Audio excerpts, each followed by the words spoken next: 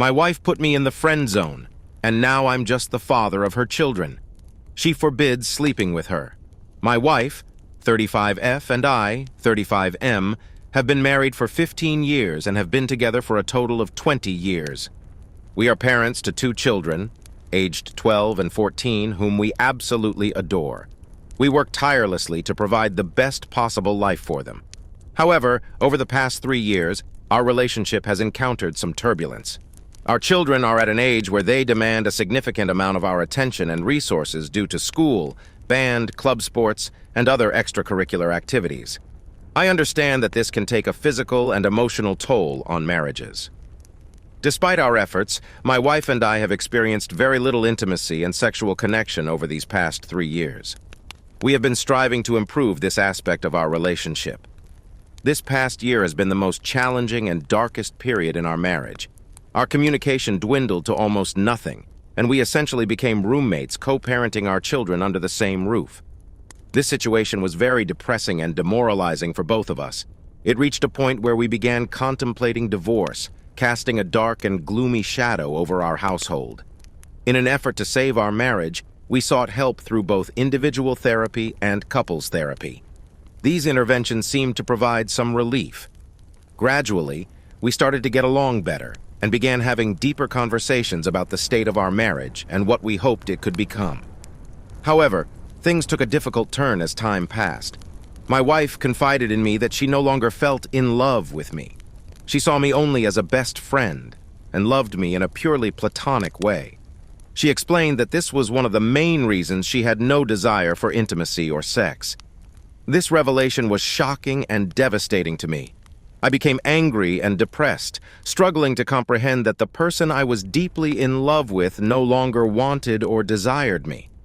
Our relationship began to deteriorate once again, and we found ourselves back at square one. One afternoon, I sat down with my wife for a heartfelt conversation.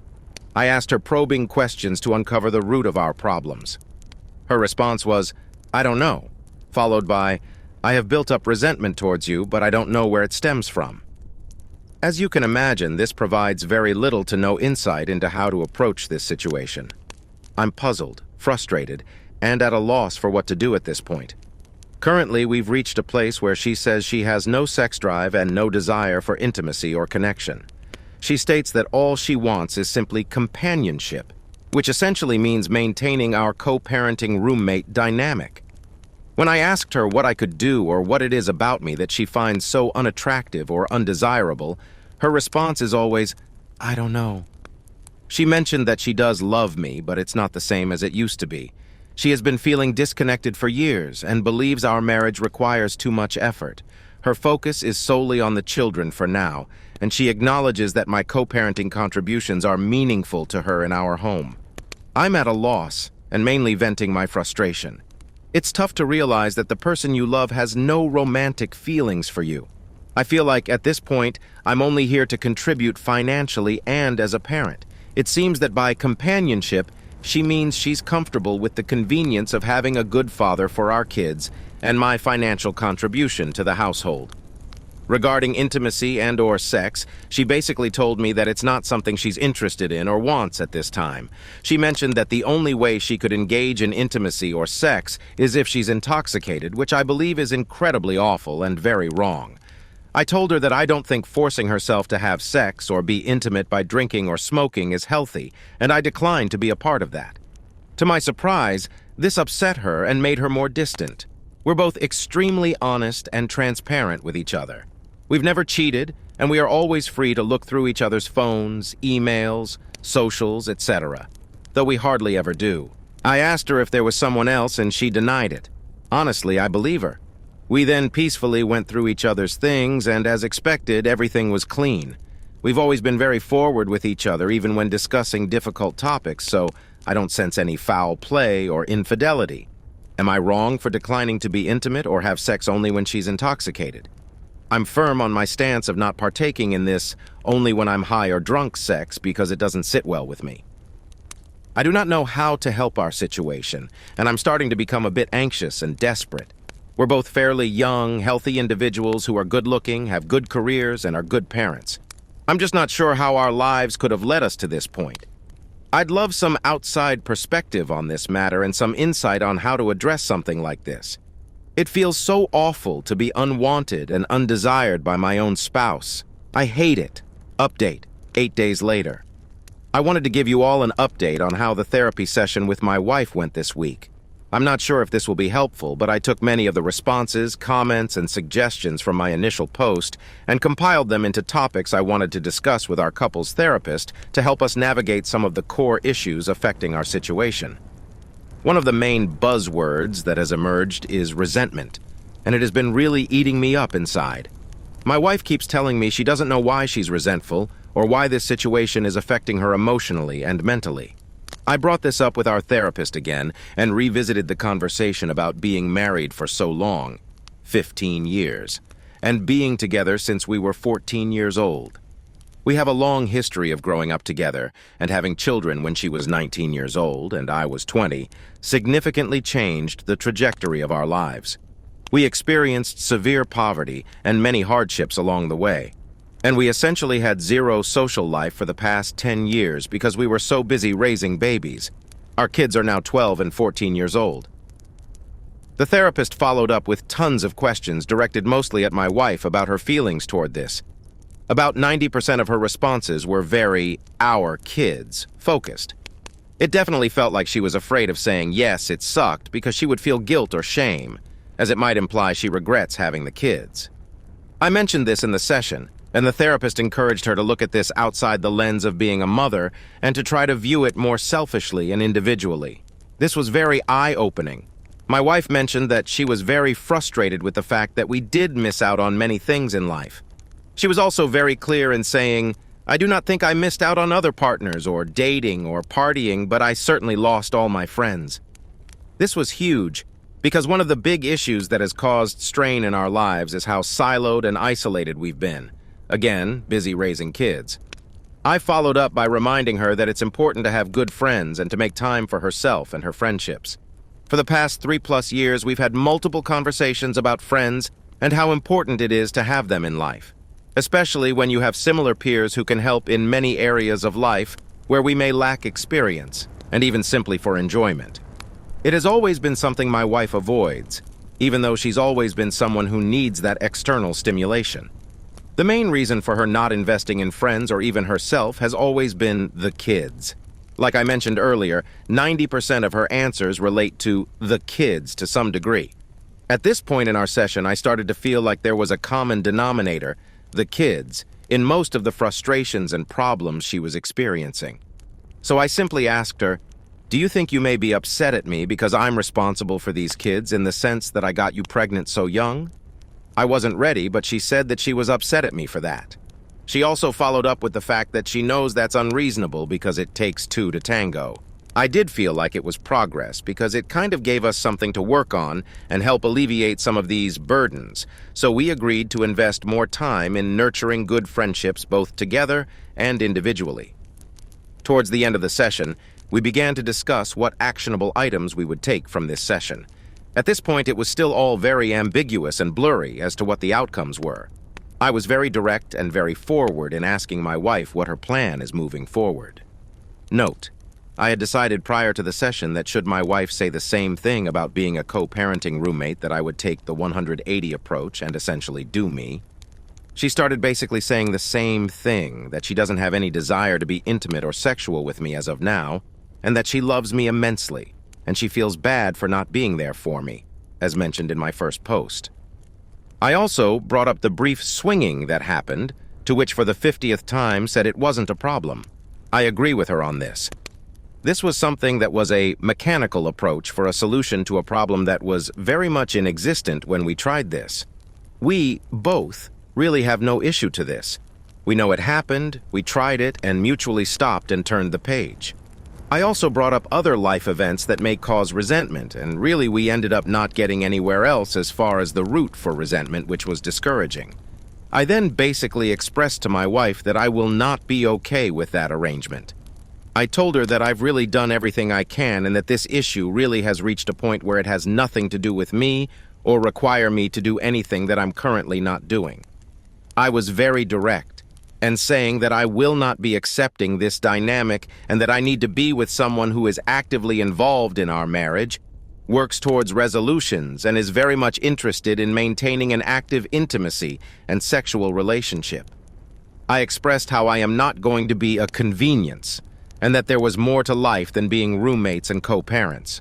I made sure she knows I love her dearly and that I do want this to work for the better.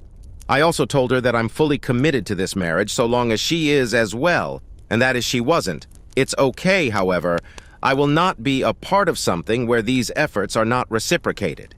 I told her I have no plans of leaving, and I do not want a divorce. However, I made it clear that if this dynamic continues, that divorce will be the only outcome. Of course, tears were involved, and it was a very bleak and sad ending to the session. Still nothing was said, and I walked out very discouraged and very determined to start working on the 180 as soon as we left the room. It's painful and very difficult because much of the 180 requires you to be very short and cold and transactional. The saddest part is realizing that this dynamic is already very cold and transactional. Here's where it gets very interesting. I started working on implementing many of the 180 recommendations that same day. I mentioned to my wife, "Hey, things are going to be a bit different moving forward. I'm going to honor your roommate co-parent dynamic without reproach, but it should be clear that I am not happy here, and I am never going to be okay with it. However, I am done working on it if you aren't going to work on it." She agreed and went to bed. I began to build distance and started to focus on myself, becoming very short and transactional in our interactions. She asked for help with some of her personal things, which I declined, and it really shocked her. She was upset, saying I was being petulant. I explained that she is now fully in charge of her own life and her own issues. We didn't talk all day and only spoke when necessary. After a few days of this, she became visibly upset and stressed. Typically, I would react to that with gestures of help or nurturing, but I didn't this time. That night, she was crying, telling me she's stressed and thinks something is wrong with me because I'm indifferent. I simply listened, then told her that this is the dynamic she proposed, and that I'm simply, much like her, taking care of myself and focusing on myself. I'm not going to lie, it has been very hard to be cold and distant because, as I mentioned before, I love her and wish I could hold her and show affection. However, I know this is somewhat manipulative on her part to get her way while still keeping me in the friend zone. So I've been staying the course.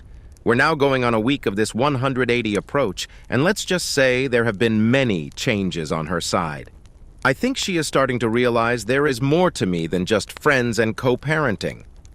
A few days ago, I sent her a text essentially itemizing bills and separating the financial responsibilities 50-50ths, and she lost her shit. She basically told me it was out of left field, to which I responded, "Hey, friends go 50-50ths, and as your friend, I expect nothing less." This was very eye-opening because it gave me a glimpse of how I'm really taken for granted and how her level of comfort and convenience at my expense is really overlooked. I pushed through anyway and basically told her that this is the new dynamic she asked for and that it's still a bargain because she would have to handle 100% if she were on her own. I'll wrap up with this. While the 180 approach has been working in many different areas, I am still very much sad about the overall situation. There have been many eye-opening statements made and realizations that have not been pleasant to encounter. It has also sparked new energy and new efforts on her side as well. She's definitely seeking to talk to me more often, and while it's hard to turn down, I hope if things improve, this continues to happen. I've also noticed that she's making more time for herself aside from being a mom, which is huge because she pretty much neglected herself for years. I'm very pleased seeing her be more herself. My hope is that as we work on ourselves, the marriage improves. There really is no telling at this point where this will go. We remain very much cordial and amicable even to this day, and that's a very good sign. Boundaries are set, expectations are very clear, and I feel that no matter the outcome, I will be at peace with everything that has been done. We're still going to continue with couples therapy until we either rekindle our marriage or end up in divorce. I feel like having this non-biased third party really helps as a witness and as a guide through this process. No matter what happens, I will always love my wife. However, I will not participate in a sexless, intimacy-less marriage because we both deserve better. Thank you all for the kind words, recommendations, and feedback. This will be my last post on this topic, and I wish you all the best. Okay, next story. My father-in-law falsely accused me of cheating on my husband. My husband and his dad are best friends. They work together, hang out together. I've always known his dad didn't like me, but things got worse after we moved out of his house and got our own. He'll act nice to me in front of my husband except for some non-funny jokes or smart comments, but the minute my husband is not around, he gets rude to me. Like reminding me that I come from a poor family, would never have a big house or nice car if it wasn't for his son. He just constantly insinuates that I married his son for money, which is not true. I got tired of mentioning it to my husband because he just brushes it off. Father-in-law has told me a couple times that I should divorce his son before he tells him the truth. I knew I haven't done anything wrong, so I didn't know what to say. I even asked my husband exactly 2 weeks ago what would happen if his dad made up some lies about me, and he said his dad would never do that. Well, he did. He told my husband that he has seen me around town with a man multiple times and that I was seen getting a hotel room with the same man. He claims he's seen us kiss. I wasn't around when he told my husband this. I told him it's a lie, but I can tell he is now doubting my word. I asked if his dad had some kind of proof, and he said no. Then he told me he needs to be away from me for a few days to clear his head and went straight to his dad's. To me, that just means he believes his dad's lies. Why would his dad go out of his way to do this? And why would he just believe it? This just seems so unfair. You'd think he would at least expect some proof before shutting me out and treating me like I did something wrong. I don't know if I'm supposed to beg him to come back or just let his dad's plan work. I know the longer he stays there, the more he will believe his lies. Relevant comments. Commenter. Confront him and make sure to record the interaction, either through video or audio. Since he tends to behave this way whenever your husband is not around, this provides the perfect opportunity for you to catch him in his lies. You might also consider recording a phone call to gather evidence of his behavior. UEP. As soon as my husband informed me, I immediately called him in an attempt to gather evidence that he was being deceitful. Throughout the conversation, he refrained from saying anything incriminating and repeatedly expressed sentiments such as, "I can't believe you do this to him," as if he genuinely believed that I had been unfaithful. This led me to question whether he was aware that I was trying to record our conversation. Alternatively, he might be completely out of his mind. Oop! On her husband believing his father if there are no proof that OOP cheated on him. OOP, especially when he doesn't even have proof. Why is it so easy for him to believe his dad's word over mine?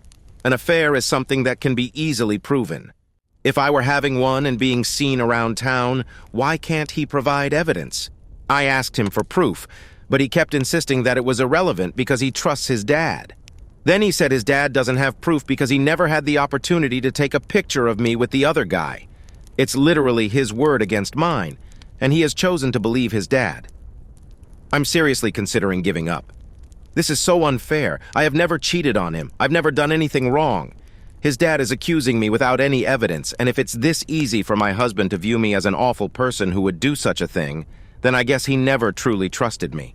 He doesn't realize how terrible his dad is. I have been trying to tell him for so long, and at this point, maybe it's just not worth it.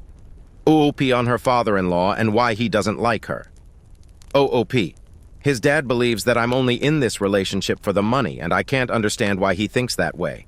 I'm on the verge of leaving and starting over on my own.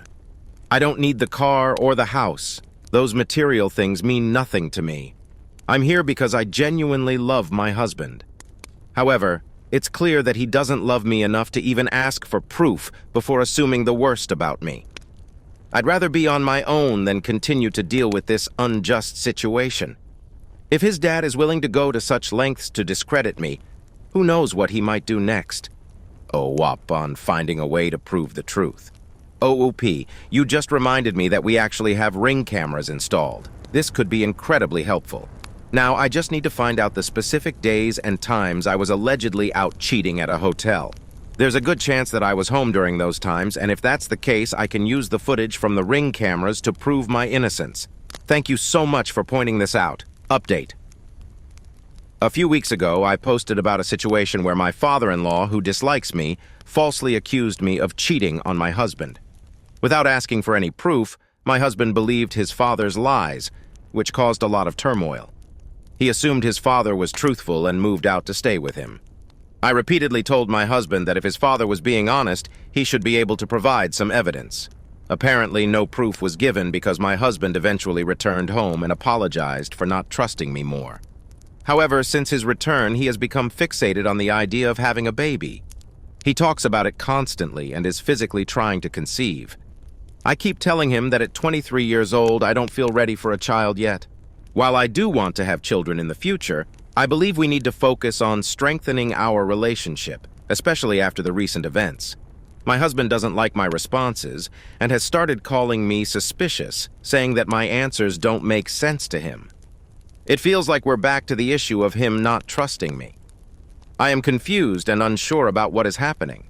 I am seeking some outside input because I am beginning to question whether this relationship is even working. How do you like these stories? Write your opinion in the comments. Let's get 1,000 subscribers on this channel.